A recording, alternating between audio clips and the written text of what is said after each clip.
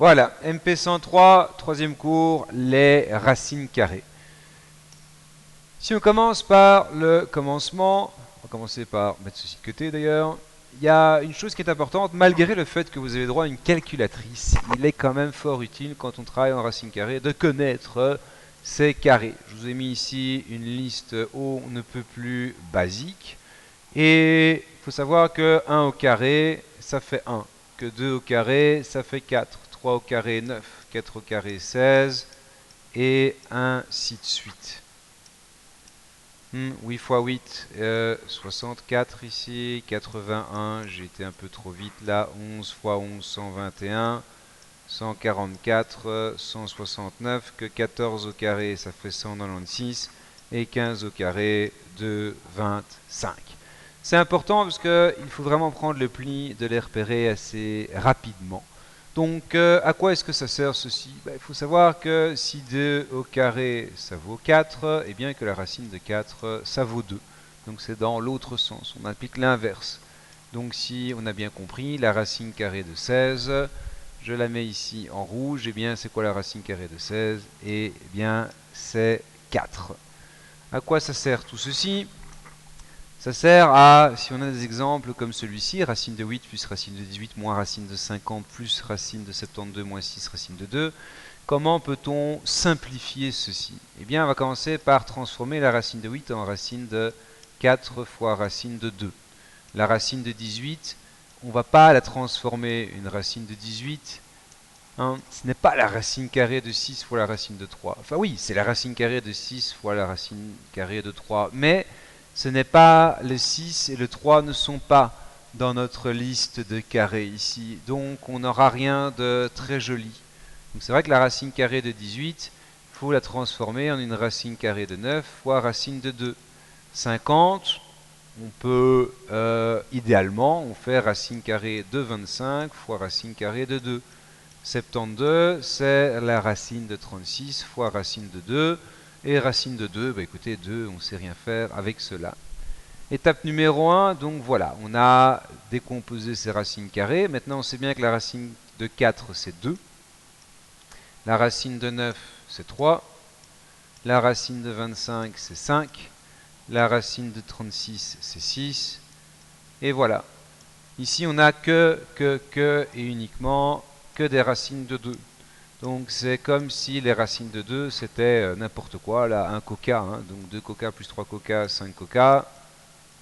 Ici, 6 coca moins 6 coca, ça s'annule, il reste moins 5 racines de 2. Et je ne sais pour quelle raison obscure ici, c'est 5 racines de 2. Et donc 5 racines de 2 moins 5 racines de 2. Donc tout ceci en fait se simplifie. Donc tout ceci se simplifie.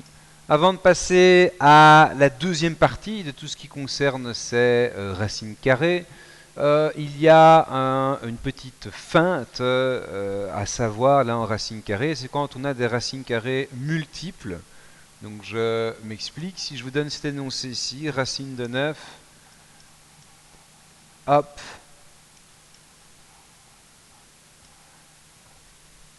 donc je disais donc racine de 20 plus racine de 22 plus racine de 9. La racine de 20, c'est la toute grande racine qui reprend tout. Eh bien, si ce genre d'exercice peut paraître compliqué, en fait, c'est fort simple, puisqu'il faut commencer par la fin. On commence par racine de 9. Que vaut la racine de 9? Ça vaut 3. Donc si on répète, ça fait racine de 22 plus 3 ici. Ensuite, on s'occupe de ceci. Que vaut la racine de 22 plus 3? Eh bien, c'est 5. Et puis, que vaut la racine de 25? Eh bien, le résultat final est 5. Donc, on commence toujours par la fin. Racine de 9, ça vaut 3. On rajoute 22. On applique la racine carrée et on rajoute 20. Maintenant, attaquons cette deuxième partie. La deuxième partie de ce cours, eh bien, il y a deux règles qui sont extrêmement importantes. En mathématiques, on appelle rationaliser le fait d'enlever les racines carrées qu'il y a au dénominateur. Dans le monde entier, on ne veut pas de racine carrée au dénominateur. Alors comment est-ce qu'on peut simplifier une racine carrée telle que celle-ci? Eh bien, c'est pas si compliqué. En fait, cette racine de 3 au dénominateur nous embête. Donc je vais faire fois racine de 3 en dessous et au-dessus. Si vous avez 10 euros en poche, on peut faire x 10 au-dessus, fois 10 en dessous, ça ne change rien. Donc si vous avez 10 euros en poche, si vous avez 100 dixièmes d'euros en poche, ça revient au même. Donc une fois racine de 3, ça fait racine de 3, et en dessous, racine de 3 fois racine de 3, eh bien ça fait 3. Donc ceci, 1 sur racine de 3, c'est la même chose que racine de 3 sur 3.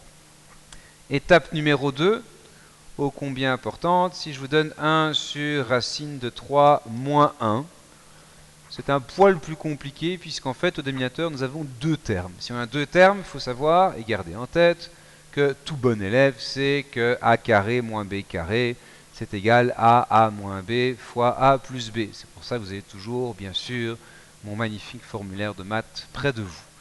Si on a en dessous racine de 3 moins 1, c'est comme si on avait a moins b. Et bien donc on fait fois a plus b au-dessus et en dessous. Le but étant toujours le même, de liquider cette racine carrée qui nous embête au dénominateur. Bon, une fois racine de 3 plus 1, ce n'est pas le calcul de la mort. Par contre, en dessous, a moins b fois a plus b, eh bien, ça donne a carré moins b carré. Ce qui nous donne donc racine de 3 plus 1 au numérateur, divisé par racine de 3 au carré, ça fait 3, et 1 fois 1, ça fait 1. Résultat final, racine de 3 plus 1 sur 2. Et là, c'est terminé. La rationalisation a été effectuée puisque nous n'avons plus de racine carrée au dénominateur. Et donc pour terminer sur deux petits exemples, prenons le premier ici, 6 sur racine de 3. Comment est-ce qu'on simplifie ça? Eh bien on fait fois racine de 3 au-dessus et en dessous. Ce qui nous donne 6 racine de 3 sur 3. On simplifie ici et donc ça nous donne 2 racines carrées de 3. Point final. Si en numéro 2, je celui-ci, 6 sur 3 moins racine de 3. De nouveau, on a a moins b au dénominateur. Donc on va faire fois a plus b en dessous et au-dessus. Donc au dénominateur, on a quoi? A moins b fois a plus b, ça fait a carré moins b carré. Et au-dessus, si on distribue le 6, ça fait 18 plus 6 racine de 3. Ce qui nous donne donc 18 plus 6 racine de 3 et 9 moins 3, ça vaut 6. Donc en résumé, si on divise chacun des deux termes, j'insiste qu'il faut diviser chacun des deux termes. 18 divisé par 6, ça fait 3, et 6 racine de 3 sur 6, eh bien il ne nous reste plus que ceci. Donc voilà, vous avez toutes les bases maintenant pour foncer dans ce fascicule d'exercice, et bonne chance.